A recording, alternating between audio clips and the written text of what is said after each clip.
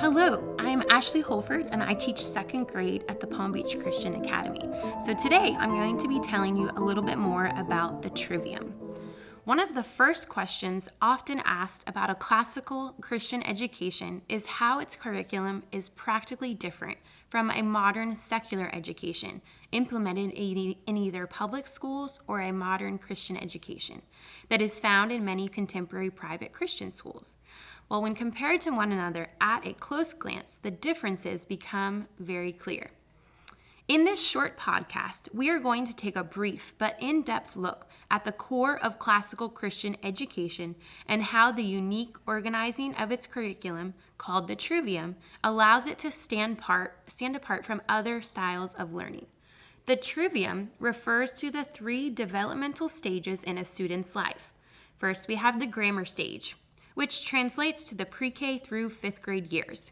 Next, the logic stage, which translates to the 6th through 8th grade years.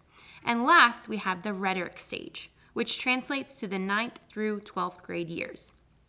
First, the grammar stage focuses heavily on a student's intake of information. Critical thinking and understanding occurs in this stage, and the main goal of education is for the student to collect knowledge, imitate effectively foundational skills learned from their instructor, such as reading, writing, and public speaking. And then lastly, memorize information through critical means, and this could be through song or project-based learning. Second, the logic stage focuses on taking the knowledge that was collected in the grammar stage and learning to form arguments to in turn build a complete worldview. So in our case here, a Christian worldview. This is when critical thinking skills and understanding that begun in the grammar stage really start to fully bloom. Lastly, we have the rhetoric stage. This is the final stage in a student's education. This is where a student learns to effectively communicate the wisdom they have gained over the course of their career as a student. So in other words, knowledge in the grammar stage becomes rich understanding in the logic years, which then develops into mature wisdom in the rhetoric stage.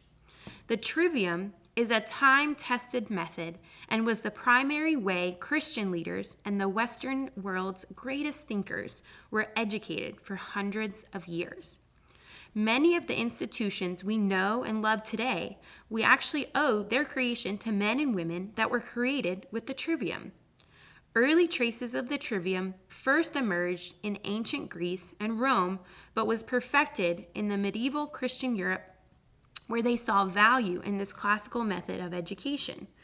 What made medieval Christians stand apart from the ancients was that the Christians in the Middle Ages believed in one source of truth, the Lord Jesus Christ.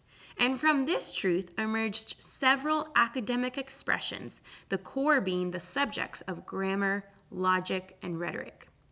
It was these three developmental disciplines that came to form the core of what we know today as the 7 liberal arts.